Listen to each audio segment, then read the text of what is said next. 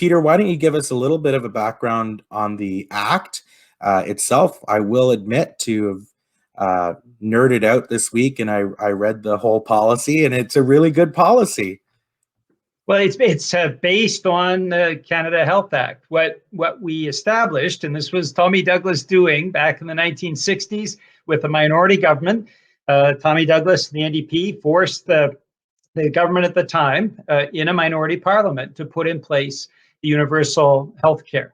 And it was based on principles, the principles being things like being publicly administered. It's not for a private or for profit, that it's universal, that it's accessible, that it's portable from one province to the other. And those are the principles under the Canada Health Act. Now, 70 years later, Tommy Douglas always foresaw that Pharmacare would be the very next step. Every other country that has universal health care also has universal Pharmacare. And so the NDP, and I was fortunate to have the lottery number, the being the first New Democrat to present in this parliament.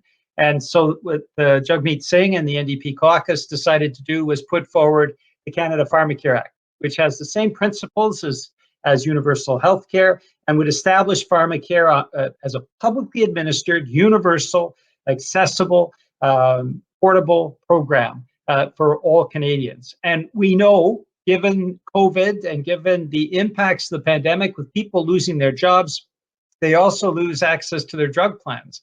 So it means nearly 10 million Canadians now that don't have any support or assistance in paying for their medication. What that means, just a family just a few blocks from my home. I'm speaking to you from the traditional territory of the Kakite First Nation and the Coast Salish people in New Westminister, British Columbia. And just a few blocks from here, there's a family that's paying $1,000 a month for heart medication that keeps the father of the family alive. But that is a huge financial drain. And so it's time to make sure that we have in place a fully responsive healthcare system, and that includes universal, publicly administered Pharmacare.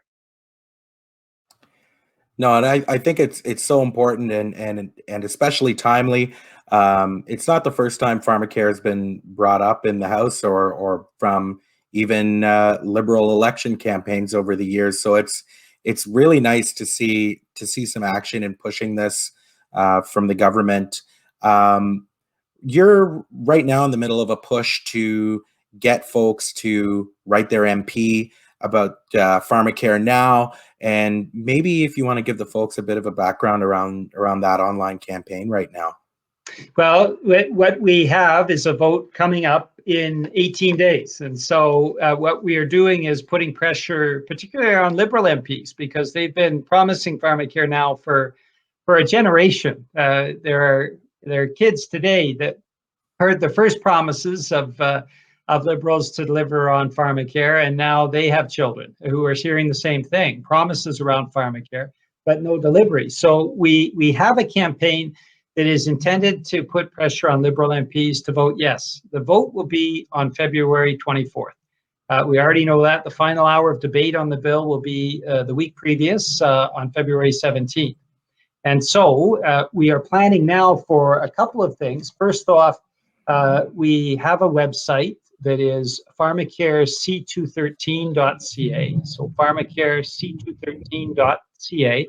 Folks can go on that website, and when you give your address, automatically it will send a compelling letter to your member of parliament. So we certainly urge people across the country to do that.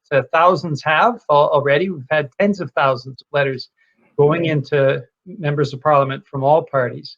But also we're planning on Family Day, which in most of the country is February 15th, and asking folks to make calls to call their local MP on Family Day and let them know, it's called Family Day for Pharmacare, that families across this country would be helped if members of parliament vote yes on second reading to 213 on February 24th. So Family Day will be a day of action to bring us Pharmacare that so many families would be helped by across the country. The family that I just mentioned, and so many others that are struggling to have to make that desperate choice between paying for the medication that their doctors prescribe that is essential for their health and well-being, or putting food on the table or keeping a roof over their head. No Canadian should have to make that desperate choice. And yet we know that well over 1 million Canadians every year have to make the choice between putting food on the table or heating their home and paying for their medication. And the Canadian nurses tell us that hundreds of Canadians die every year, tragically, because they made the choice to skimp on their medication. And as a result of that, have passed on. This is a tragedy that could no longer be permitted.